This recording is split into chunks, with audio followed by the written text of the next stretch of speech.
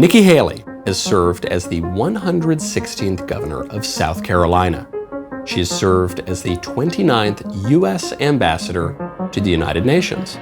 Now, she is seeking the presidency. And after Donald Trump, Nikki Haley is the first declared Republican candidate for the 2024 presidential nomination. And now, she is sitting down with me to discuss her campaign. The last time I saw Nikki Haley, she was teaching me how to be a UN ambassador. I am still not the UN ambassador, but she is now running for president. Nikki, thank you so much for being here. Thank you, and you almost had the veto down, but not quite. It's not my hand, was Yeah, it? It doesn't. yeah. I'll keep working on it. Yeah. Maybe in a Haley administration. I'm just putting it out there. I'll keep practicing. Who knows? So, Nikki, congratulations on Thank you. entering into the race. Appreciate it. I've got a list of 10 questions. Okay. Answer them however you like. They're from a smattering across policy, philosophy, history. First question, real hardball. Who's your favorite president? I have two, Lincoln and Reagan. Lincoln and Reagan, good choices. What book has most influenced the way that you view politics? The most recent book, because I feel like I've read, but the most recent book really was J.D. Vance's book. I just related to it so much, and because I grew up very similar in the way that, you lived with people who didn't know what we didn't have, and to not forget their voices and to understand that they matter is really important. Because in rural South Carolina, you've got schools that are challenging, and you've got companies don't come always where they need to. And that's why when I was governor, I focused so much on every single part of South Carolina. And I think we need to focus on every single part of the country. But you have to look at the cultures. You've got to look at the people. You've got to look at, what they do and how they live. And I thought that JD did an amazing job of really describing who they are, what they care about, and what we need to do as a country to make sure that we let them know we've got solutions that lift up everybody. Well, speaking of reaching out to people that one does not typically reach out to, you have had a lot of crossover appeal, more so than many of the candidates who have been talked about as potential nominees. What is one time that you have reached across the aisle, successfully or unsuccessfully, and what is one issue on which you most likely would not be able to reach across the aisle? The hardest issue, I think, of having to deal with reaching across the aisle was after we had the shooting at Mother Emanuel Church. And you had a white supremacist come in to a church. It was the first time we'd had a shooting in a place of worship. And these 12 people did what so many South Carolinians do on a Wednesday night. They went to Bible study. But somebody else showed up. He didn't look like them, he didn't sound like them, he didn't act like them. And when they bowed their heads in that last prayer, he began to shoot. And South Carolina was devastated.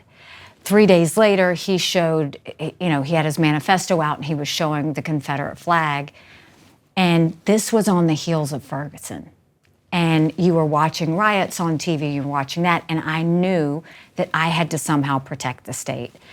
And really pushing for the flag to come down was something that you had to be really respectful about, because half of South Carolinians saw the flag as heritage and service. The other half saw it as slavery and hate. My job wasn't to judge either side. My job was to get them to see the best of themselves and go in a different direction. It took 2/3 of the House and 2/3 of the Senate. But what we were able to do is tap into the best part of people and say, let's put this Confederate flag instead of the front of the State House where it's a living, breathing symbol. Let's put it in a museum where it belongs and then move on as South Carolinians. And South Carolinians did that. The next push, they, of course, were like, what about monuments? What about street signs? And I was like, we're not doing that. And I strong-armed and said, we will never do that because you can't erase history. You can add to history. So instead, they're adding a monument for the Mother Emanuel victims. They built an African-American museum. And so that was one that was really not just hard, but emotional for the people of South Carolina. Of course. And it was, part of who they were. And so getting them to see there's a better place we could go, but you don't have to hate each other to do it was really important. Now, what would be one issue, because obviously you successfully were able to affect that policy, what would be one issue where you think I probably couldn't work with the other side, if there is one. I mean, the one thing I would love to do is term limits. Because I don't think that that's an issue for Republicans or Democrats. I think that's an issue for Americans. I mean, look at D.C. Look at how long everybody's been there.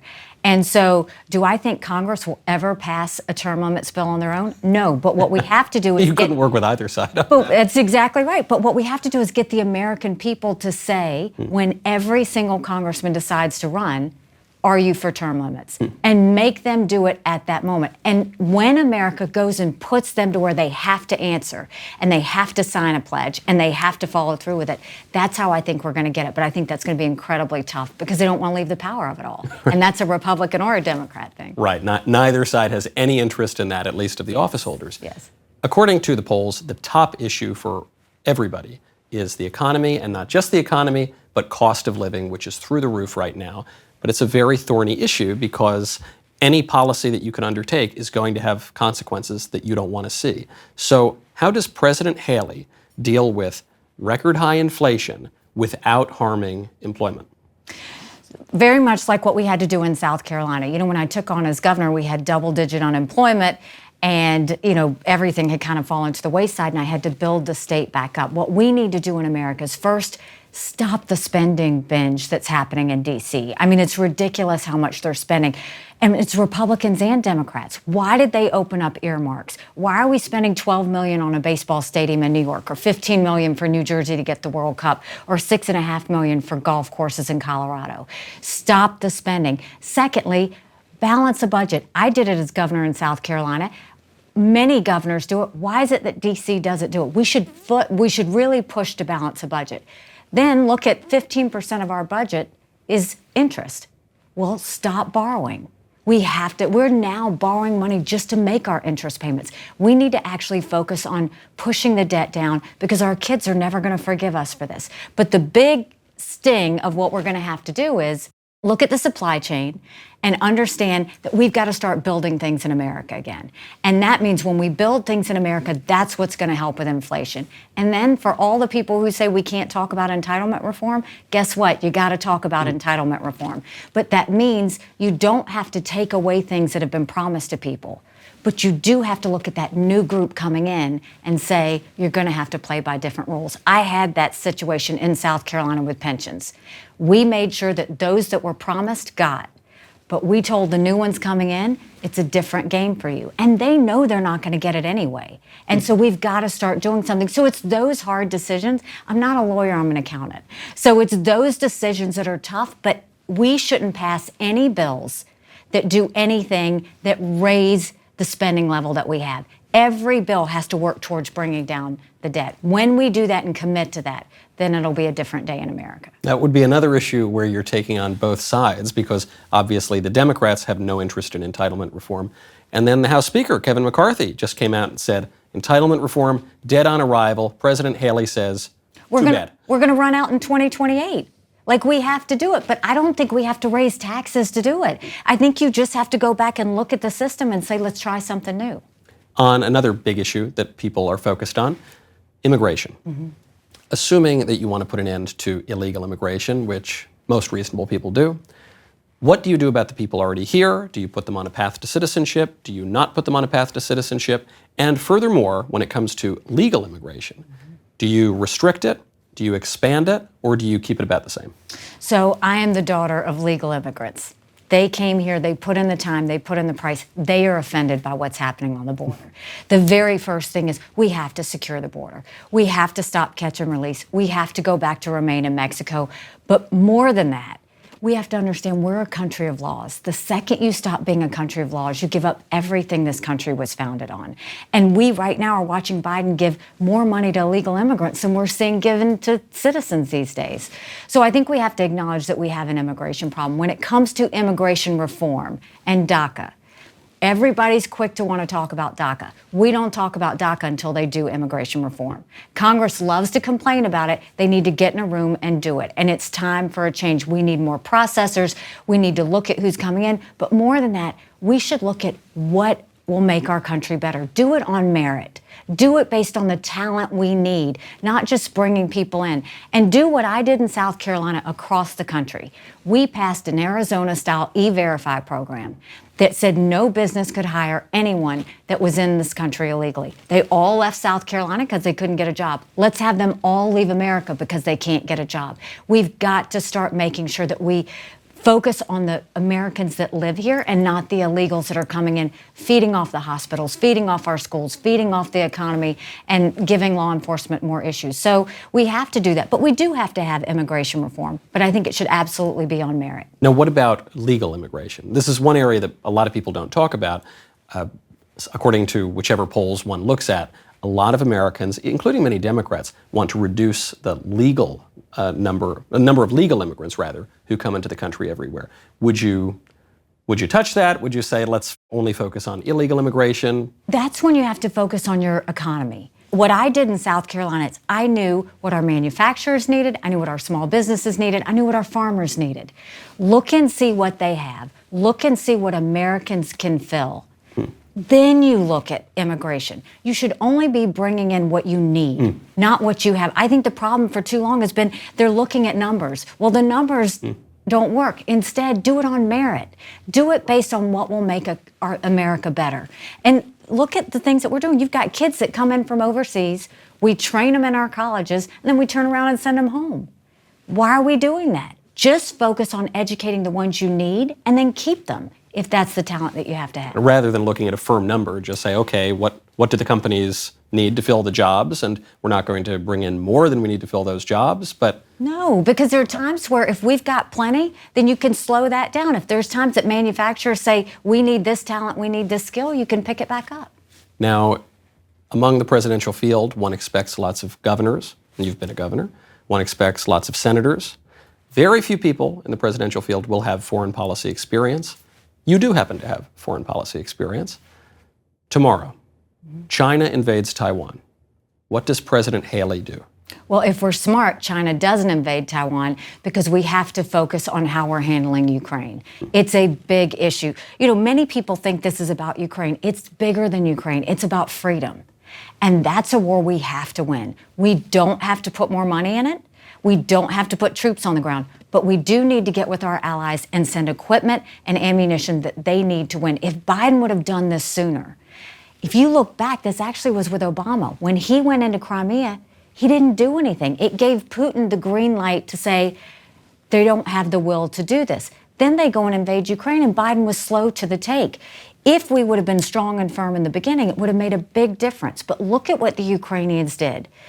Here these men went to the front lines to fight for their freedom and their country. They put their women and children off to the side. The women said, no, that's not going to happen. They made Molotov cocktails. And they have gone when they gave them 5 days to save their country. Look at them now. They are gaining ground back. And you know how far Putin has fallen when they're getting drones from Iran and missiles from North Korea. Right. They've raised the draft age to 65. They've lost thousands of soldiers. So Putin knows that there's not a place to go. But the lesson in all of this is when a dictator says they're going to do something, we need to believe it. President Xi said he was going to take Hong Kong. We watched it. Putin said he was going to take Ukraine. He's done that. Xi has said Taiwan is next. We better believe him. Putin has said Poland and the Baltics are next. If Ukraine loses and Russia moves in, we're looking at a full-on world war. We're trying to prevent war at this point. We've got to prevent war. We don't want China moving into Taiwan. So the best thing is make sure Taiwan is strong, make sure we're strong with Ukraine, and we finish this, and then we'll tell every enemy not to go further. If Ukraine loses, then we're in a world of hurt. Very often these problems compound on themselves. Vladimir Zelensky agreed with everything you just said when he said, had Joe Biden not taken the sanctions off of Russia, Russia would not have invaded. Had Joe Biden not actually said, if Russia takes on a minor incursion into Ukraine, we won't do very much, Russia very likely would not have invaded. So you see that weakness from the previous administration creating problems for whoever the next president. But let's also remember, Russia never would have invaded if we wouldn't have had the debacle in Afghanistan. Right. The idea that we left Bagram Air Force Base in the middle of the night without telling our allies who stood shoulder to shoulder with us for decades because we asked them to be there. Think about what that told our friends, More importantly, think about what that told Putin and Xi. Right. They knew they'd never see another weak president like this. But what if, well, this very likely would be the case. You inherit an America which had this debacle in Afghanistan, which is projecting weakness around the world, which has fumbled the Ukraine war from before it was a war. And so you get in there, through no fault of your own, America's looking very, very weak. And Chairman Xi, to whatever degree he wants, is aggressing into Taiwan. How do you deter further aggression? So first, a strong military doesn't start wars. A strong military prevents wars. We have to strengthen our military. We've got to modernize it. We've got to let China know we're on to them. Look at how they have the largest naval fleet in the world. They have more air defense systems we do, and they're modernizing their military. They're stealing our intellectual property. No one is doing anything about it. They're committing genocide. Everybody's silent because they're too scared to deal with China. But President Xi started a commission that said any company that does business in China has to cooperate with the Chinese military. Think about our tech companies. Think about our financial data. Think about our healthcare data, think about our kids' lifestyle data, and know that the Chinese military has it. But what is America doing? We're not strengthening our military. Instead, we're making them take gender pronoun classes. I know that. My husband's a combat veteran. We're not doing anything about the intellectual property. We should go tell our universities, you either take Chinese money or you take American money. You don't get both, and make them decide. We should not be allowing China to buy 380,000 acres of American soil that we know they're putting next to, they're buying next to military installations, recently at Grand Forks Air Force Base. That's where our most sensitive drone technology is. It's ludicrous to do that. We have yet to hold them accountable for COVID, which they closed their borders to people coming in and they opened their borders to people going out. And of all the drug issues we have, who's saying anything to China about the fact that the fentanyl is coming from them and they know exactly what they're doing? So when we do that, and when we start to be strong, it makes a difference. But we are giving $46 billion in aid to countries, and most of them hate us. Why are we giving money to China for the environment? Why are we giving money to Pakistan? Why are we giving money to communist Cuba? Why are we giving money to Zimbabwe, the most anti-American African country there is? We have to stop giving money to countries that hate America. And when we start to say this is different, we're going to be strong. We'll have the backs of our allies. And for those that even try and mess with us, we're going to take names. That's when life changes. That's when we have to tell those countries what we expect of them instead of being reactionary. It's very interesting you say that, because you have a reputation, whether this is deserved or not, as more interventionist when it comes to foreign policy. And here you are talking about cutting foreign aid. I'm the wife of I'm a military wife. Do you think I want my husband to go to war? It's the total opposite. What I want is our military to be so strong nobody wants to touch it. And that's where we have to go. Everything we do should always be about preventing war. We should never, but you don't prevent war by cowering. You don't prevent war by looking weak. You don't prevent war by being scared of the enemy. You prevent war by being strong and letting them know what you expect, and you tell them not to doubt you. That's what we did at the United Nations. I told countries what America was for and what America was against. I didn't care if they didn't like me, but I wanted them to respect America. That's what we have to do. Well, speaking of China, and speaking of the best defense sometimes being a good offense, which sounds like what you're describing, when it comes to trade, there's been a big shift in the way that Republicans have talked about trade. For the early part of the Republican Party, it was a more protectionist party. In fact, it was founded in many ways on tariffs. For much of recent Republican history, it's been the free trade party. And you saw that especially during the Reagan era and after the Reagan era. Recently, it's turned back a little bit more toward a protectionist party, or I'm just not quite sure. It's in flux. So President Haley, looking at trade, does she make trade freer, more protectionist, or about the same? You look at national security first.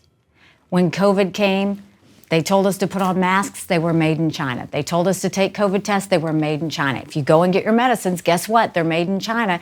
We have to go and start looking at our national security. I don't care if Americans buy T-shirts and light bulbs from China any more than I care if China buys agricultural products from our farmers. But I don't want us to be dependent on an enemy for things that Americans need for security. That's the lens you want to look at. Yes, of course we want free trade, but when it comes to an enemy, Don't ever be dependent on anyone else. And that's why we need to build more things in America. And what we can't build in America, go to our allies, go to India, go to Australia, go to Japan, go to Israel. Those are the ones we need to be going to. We shouldn't be dependent on China. So yes, you want free trade, but national security comes above all else. It's about protecting Americans and making sure you're doing things that are smart. And we haven't done things that were smart in a long time when it comes to our foreign adversaries. In order to encourage manufacturing in America, would you do that through, say, protective tariffs? Would you do that through deregulation to encourage companies through the market to come back to America, or some combination? I would do what I did in South Carolina. We had double-digit unemployment. All our jobs were in textiles, and they all went overseas, and we didn't have anything. And so I started recruiting foreign direct investment because I wanted to make things in America again. We went to all of our agencies, and we said, if you're costing a person or a business time, you're costing them money, and that's no longer acceptable. We pulled back regulations. We made sure that things were free-flowing. We cut all the red tape. By the time I left, we were building planes with Boeing, more BMWs than any place in the world. We brought in Mercedes-Benz, Volvo, 5 international tire companies, and they were referring to us as the beast of the Southeast. And we had the lowest unemployment we had had in 15 years. The key was we didn't just bring the companies, we retrained South Carolinians to do those jobs. We made sure that it was helping the people that I was serving first. And I think that's what we have to look at when we look at America. You want business. We want to be able to build things. We want to be able to have trade. But do trade with friends. Don't do trade with enemies. And that's the biggest. Look at the Europeans. They learned that the hard way. Speaking of protecting Americans, on the social front, beyond the economic questions, even beyond national security, the social fabric has frayed. You are seeing marriage rates plummet to all-time lows. You are seeing birth rates plummet to all-time lows. You're seeing abortion continue to remain high even after the Dobbs decision. The family is in trouble. What would the Haley administration do to help to restore the American family? Stop paying them to not get married. I mean, people right now, you get more money if you're single. So you'll see 2 singles and they'll have a baby, but on their taxes and in terms of getting aid, it's better off for them not to get married. We need to reward the family unit. So first of all, get all the bureaucrats out of education and quit trying to teach anything to our kids because parents need to decide it. You know, I look at, honestly, the critical race theory that they did. Think about it. If a 5-year-old girl goes into school, if she's white, you're telling her she's bad. If she's brown or black, you're telling her she's never going to be good enough and she's always going to be a victim. Right. I mean, sort of a lose-lose. It's terrible. And then you've got the Don't Say Gay bill that everybody was up in arms about. And basically it said don't talk about gender before 3rd grade. I don't think that went far enough. When I was in school, you didn't have sex ed until 7th grade. And even then you had to have your parents sign a permission slip. And my dad wouldn't sign it. So I was the uncool kid in the classroom next door. Great dad. That's stuff that needs to be handled at home. We need to go back to faith, family, and community and allow those things to happen. We need to go back to every school saying the Pledge of Allegiance and remembering what it means to be patriotic. We need to allow all the things that government wants to be involved in. We need to remember that government was intended to secure the rights and freedoms of the people. It was never meant to be all things to all people. When we pull that out of the lives of people and allow them to be free, and when we reward a family unit, that's when good things happen. You know, I think and you also have to look at those that have challenges. When I was in South Carolina, we had so many people on welfare. And what I did was I went to the businesses that needed workers. And I said, I will give you this person. I will pay for them for X weeks if you train them. And at the end of that, you decide whether you want to keep them. We moved over 20,000 people off of welfare to work because when those people saw what it meant to have a job, when they felt that dignity, when they felt that responsibility, and when the business owner trained them and put the time and effort, it was a win-win. We've got to start doing more things like that. That's hugely important. So you're saying even before thinking about things that the government can do proactively to encourage families, first stop the bleeding. Stop doing things that are discouraging. I don't want government involved in our families. I think that's the problem is you've got government in schools trying to teach kids about what a family should be. You've got government welfare going to people telling them they shouldn't get married. You've got things like that that are making people more dependent on government. I actually want less of that. That's when we pull government back, I think we could start to heal the family unit and start to go back to community and family and churches, and that's where it should be. One threat to the family would be the criminals that are marauding all over the streets. There are some people in the country who say that we have an over-incarceration problem, and we need to actually arrest fewer criminals and get rid of certain prisons. Others look around, they say murder rates have spiked to recent highs in cities around the country.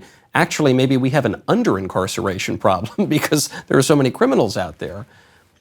What does the Haley administration and the Haley Justice Department do about crime? You go deeper than that. And again, it's what I did as governor of South Carolina. We went, first of all, law and order matters. You need to have the backs of police, and they have to enforce the laws, and district attorneys have to prosecute them. So we need to make sure that we're doing that. But the second thing is I took time to go into our prisons and figure out how they were getting in there and what was happening when they got out. We started teaching them financial planning. We taught them family planning. We offered them faith-based classes if they wanted them. And then I took equipment from our businesses, put it behind the fence. We trained our inmates so that now in South Carolina, when someone leaves the fence, they've got a job to go to the next day. We have the lowest recidivism rate in the country now. We did that by making sure they never go back in. So enforce the laws, let the police do their jobs, give them the penalties. They get a punishment. You do the crime, you got to pay the time. But let's train them on something else so that when they leave, the first thing is not to go out there and sell drugs again, not to go out there and commit another crime. Let's actually give them a job so that they can get to work and start rehabilitating who they are themselves. Final question. Patriotism is at what would seem to me an all-time low, and not just on the left. The left for a long time has been unpatriotic, I think, and has said that the country is evil and oppressive and has a terrible history and we shouldn't like it. Many on the right now are beginning to believe that America is a woke empire, that we're spreading all sorts of crazy values and transgenderism and whatever all around the world, and that we've lost our way. And it's very difficult, even for a conservative who used to bleed red, white, and blue, to feel pride and satisfaction in the country right now. How would President Haley restore patriotic love of country on both the left and the right? And that's why I'm doing this. That is why I'm doing this, because when my parents came here, they came to a country that was confident and growing and bright and full of opportunities. And now I look at a country that's covered in national self-loathing, where people are saying we're bad or we're woke or we're racist or all these other things. We have to go back and restore patriotism. We have to go back and have love of country. And our kids need to know that America deserves their love. And when we go and do that, again, that's when I think we'll get back on track. You have to have kids saying the Pledge of Allegiance in school every day. We have to go remind people that every individual needs to bring back the spirit of what our national purpose is.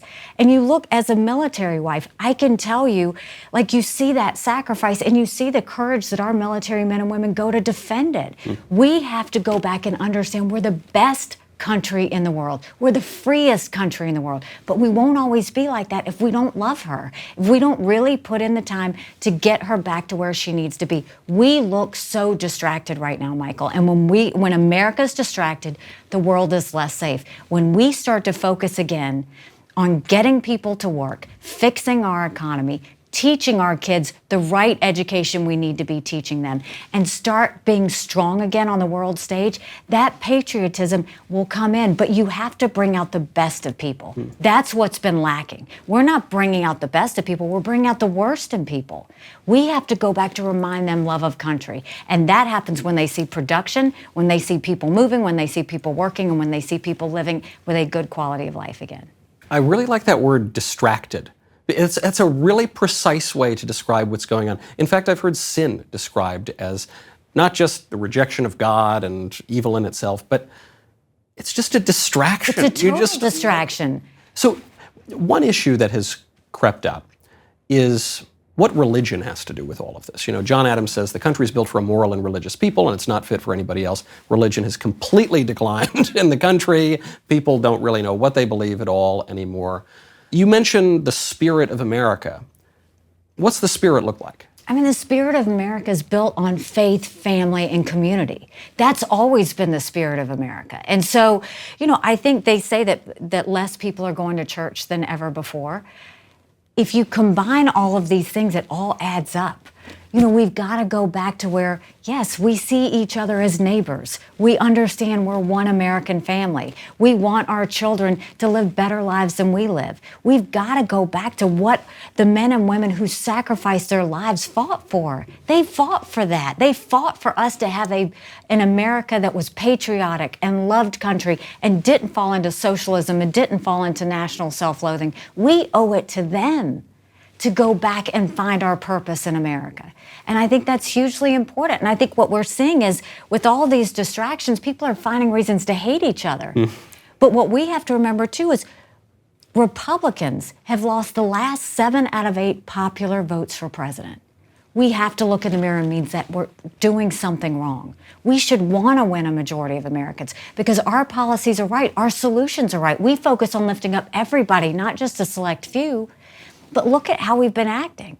We lost the midterms. We didn't lose it because of one person. We lost it because when you had independents and those that weren't sure where they wanted to vote, they saw Republicans hitting each other and hitting Democrats. They didn't want to be part of that chaos. Let's remind them that Republicans are patriotic. We're freedom-loving people that believe in that our best days are ahead of us. But we have to get back to that. And we should do it by addition. We need Hispanics. We need the Jewish community. We need Asians. We need African Americans. We need women. I know we can do it because I did it in South Carolina. You don't go to them by saying you should be with us. You go to them by saying, what do you care about? And guess what? They all care about their kids' education. They all want school choice because they want to be able, as parents, to be able to decide where to send their kids to school. They all care about making sure their kids have opportunities they didn't have. They all want a safe America that's strong abroad. When you have those conversations and you communicate it that way, people will come.